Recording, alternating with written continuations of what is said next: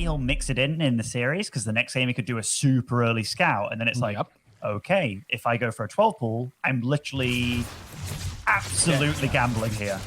Yeah, I mean, 12 pool is still a decent opener, but I am absolutely with you. Yeah, this is already a small victory for Astrea, who's going to find his way into the mineral line, but only catches 2 drones. Still pretty decent off a start. Still, he needed to shoot with both adepts one more time, so that's not great, actually. Scarlett will punish those 2 adepts. The Oracle will have been spotted, and there is a Void Ray transition at least. But what I was saying, Ben, if Scarlett had been going for something like Roach, Ravager Aggression, again, unscouted, and you go 2 adepts into Oracle, you are, again, super dead. So I really like what Astrea is doing cutting corners here. I mean, it's not like he's unaware of this. Oh, but this Oracle is getting way more done than any of the Oracles that Neve had. And is that because of Astrea's play? Is it because Scarlett wasn't as prepared for this? It feels a bit more the latter, no? Yeah, I feel like Scarlett, I think she spotted the Oracle because there was an Overlord standing right in front of it. So it must have been that she was distracted at the front there where she was trying to break through and nearly did. Because if those links get in, maybe that's what she prioritizes and maybe that's where she thought her opening was. But Astrea wins on both fronts with the Adept not falling and the Oracle going in with the Queens being out of position. So he gets a lot of kills, like you pointed out. Yeah, definitely. And a big gateway explosion here. So he's already on 3 gateways and 7 more gateways incoming. This is going to be a lot of charge lots, Archons, you name it. This is going to be a real Zerg killer incoming very soon. Not just a Zerg killer, but a Hydra killer. And this is why I love the decision of Scarlett not to go Hydras in this game. And it really shows how much in the game she is or how much in tune she is with her opponents. Making Hydras every time against Neve. But Astrea is going for charge lots and potentially maybe Storm later or something. But charge lots are a very strong counter to Hydras. And they are pretty weak against Roaches. I'm not sure she knows what's coming here. She's getting a scout off in the main base now, but is it a bit too late? I think so. This is a huge gateway. Now she catches wind of it. But there's nowhere near the amount of units that she wants out here. The Lurker then has just started, like you pointed out. I mean, the production tab says everything, and Astrea is everywhere. Very reminiscent of the first game where Neve punished Scarlett for being basically overly greedy. So Astrea kind of taking a page from that book, only with units that counter Hydras instead, and I really like it. I'm not sure that Scarlett can hold this. No, I mean, Astrea, at first when we looked at that army in the middle, I was like, that is a really bad army, but of course he was doing something else at the same time. 12 drones do fall so far. Astrea is getting a little bit ahead in supply. Scarlett is mounting a large force in her own main base for the defense against the Warp Prism, but did lose her 4th while all this went on. Yeah, but that's all she lost, honestly. I feel like Astrea could have pushed onto the 3rd, knowing that most of the army of Scarlett was out of position for that, right? Like when you see the entire army of Scarlett dealing with your Archons in the main, maybe at least run a few Zealots into that 3rd base, because yeah, taking the 4th is nice. Actually, that's pretty nice. He's taking his own 4th now, Ben.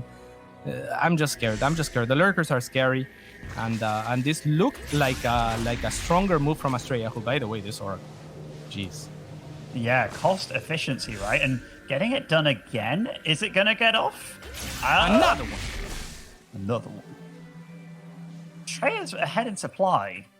And he's got that Archon drop ready, that Warp Prism. He's got a Warp Prism over to the... Where's the other one, actually? Let me have a quick check.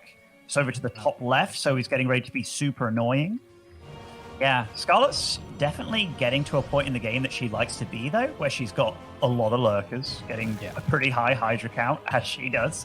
Astrea being ahead in supply definitely scares me for Scarlett a little bit. But one wrong move, because these Lurkers, they're going to be in pretty high numbers soon. Yeah, and we were talking about earlier how the Zealots are really good against Hydras. And I thought, again, Astrea had a great timing, but these Lurkers are scary because they are kind of the hard counter to the army that Astrea has. He doesn't really have much potential to get rid of them, and actually getting one of his Warp Prisms gets caught here. Let's see if he chooses to move with the other one. As a result, though, Scarlett is ready also for that one. I think some units patrolling in her main. Scarlett playing phenomenal Starcraft to stabilize here. But oh my gosh, okay, he has 16 gateways, Cats. Like, that's a lot of warping potential.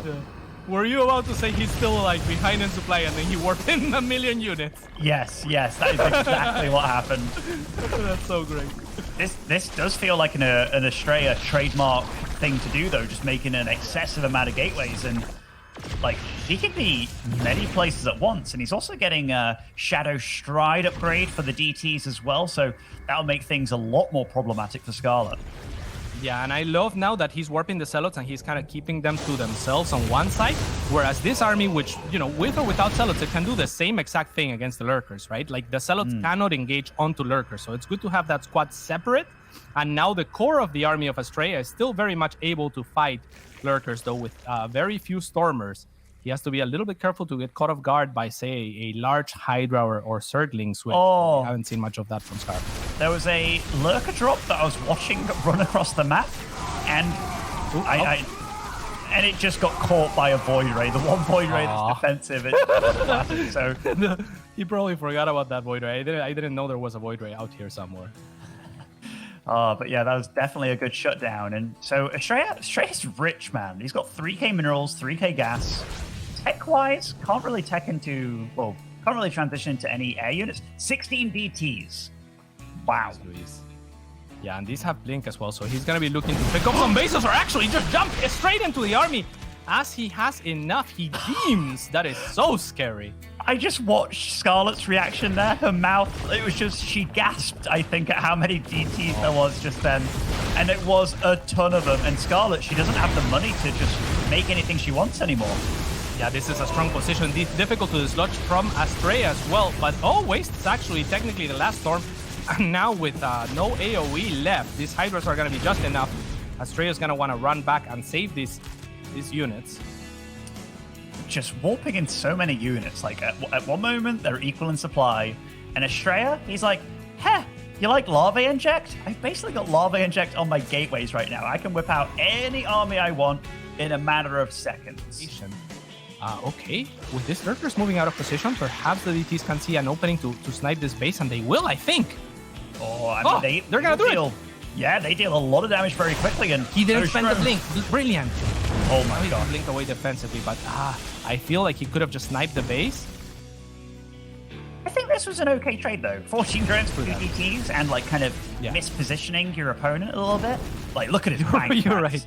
Yeah, one swipe each was 14 drones. I did not realize that was maybe better than the hatchery, actually, given the real estate that Scarlett has. Yeah, like, it's his PvZ is really cool. It's weird, but it's cool. Oof. Lurkers, man. Pretty damn good unit. They are amazing, especially once they have that Lurker range added to them. The DTs, again, looking for an opening, not gonna find it, but keeping the blink defensively. These are units that are very, very expensive gas-wise. If I was to say anything here, I think Astrea has to start thinking about something that Lurkers can't shoot, which is up. Because the Lurker count, it's 25 Lurkers on the field. What are they going to do? Like, where does he try and go with this? Oh my gosh. No! Hold me! Oh my gosh. And that was brutal. That was super brutal, man. But Scarlett did just lose some supply somewhere on the map, but she can't be busted right now. Yeah, and that's a problem. Astrea is kind of surging Scarlett, but Scarlett is Protossing Astrea.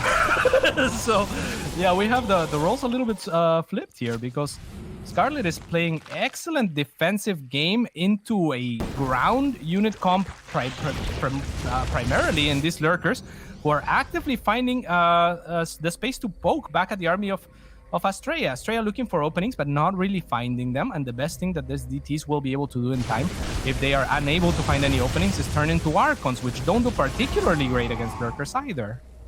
No, like, Astrea still got the bank available. Okay, that is a nice little hug by the Zealots there on those Hydralists. And the DTs, there's a lot of DTs there, but no observer. Yeah, maybe if there was an observer close by, Astrea might have been... Oh, there's a revelation. I think he's going for it, maybe. Yeah, he's going... Oh, but Scarlett moves 3 of the Lurkers. Way too smart for this, so... Yeah, no, that's no longer the player. Oh, right, he's going for it regardless. But 2 Lurkers did not get tagged, and they will clean house. No! it's got to be said, that wasn't the most cost-efficient trade in the world for Astrea. I think he thought he spotted all the lurkers. It's, you know, Ben, when you're in the game and you have a mental image of where all the units are, I think he just thought all the units are there because that's where he last saw them. Tags enough that his brain probably goes, okay, like I tagged all the units, but ends up blinking into 3 lurkers that were not tagged because Scarlett moved them right preemptively. So that's all to her credit. As much as I've liked Astrea's play being here, there, and everywhere, Scarlett's done such a good job of just establishing herself. And even though Astrea is going into carriers right now with upgrades and stuff, I think it should have come a lot sooner. Yeah, that is quite possibly right. Either carriers or something like at least disruptors. Though you have to imagine Scarlett has easy access onto Vipers right now, so it's kind of weird. Oh, that was not expected from Astrea, and a lot of banelings will crash onto 12 workers. Now Scarlett taking some lead, finally making some surgings for what feels like the first time in this game. Yeah, like almost the first time in this tonight, actually. Oh, these storms are big on these lurkers, though. And you get all fried up here. Over eagerness, perhaps a huge round of zealots. I'm not sure that's what you want against those lurkers. And they will evaporate, but not before tanking enough damage for the carriers to potentially clear this out as the Immortals join the fray and don't even use them at this point. No. Yeah, run them away, run them away. Oh my, He will survive. He knew. Obviously. But, okay, so the carriers have been revealed, and Scarlett was getting some air upgrades, and she's just like, you know what? 17 corruptors all at once, 10 lurkers. They've both exhausted their banks, which is saying a lot, because they were both rich as hell. So Scarlett just being patient and just weathering the storm, quite literally. It's probably not what he's used to at all. Oh. Yeah, I mean, most Zerg players will make lurkers, and you know, you get caught off position because your lurkers are very positional, and they'll be somewhere. And Astrea, I mean, we saw him have 1 War Prism north, 1 War Prism south, his army at the front, the Oracle in the back. It's very difficult to answer, but Scarlett is the kind of player who is willing to make 30 lurkers, so she can just be everywhere. I never realized how tanky lurkers are, actually. 200 health? What? Yeah. I'm kidding, I knew they had 200 health. But, yeah, they certainly are. Scarlett, by the way, with the air upgrade, she's already getting, like, +3 air weapons, and she's sitting at 2-2, so she was totally ready to go for any air units that were going to appear on the map. Yeah, for quite a while. And this is because Astrea wasn't really transitioning that well. He was really looking for those openings and wasn't able to find them. That is, again, all to Scarlett's credit, who continues to establish her dominance in this game. Astrea kind of really low on supply. Scarlett has to continue to look to trade if she can. Those links can still turn into banelings, but Scarlett is pretty low on gas, so not looking to increase the power spike of this army composition so much as just trade with it. Oh, okay, so Astrea is running it from a really nice angle, actually. Wow. The Archon's getting some big, juicy hits. The carriers are fighting against the Corruptors, but everything's melting away against this Zerg army.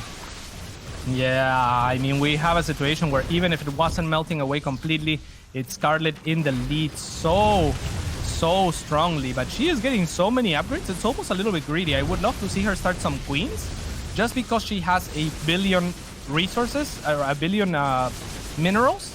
Instead, she will make 36 Zerglings. I'm not. I guess she is getting all the Ling upgrades as well. So, yeah, that works. Yeah, let's be fair. She is 100 supply ahead, and GP is gone.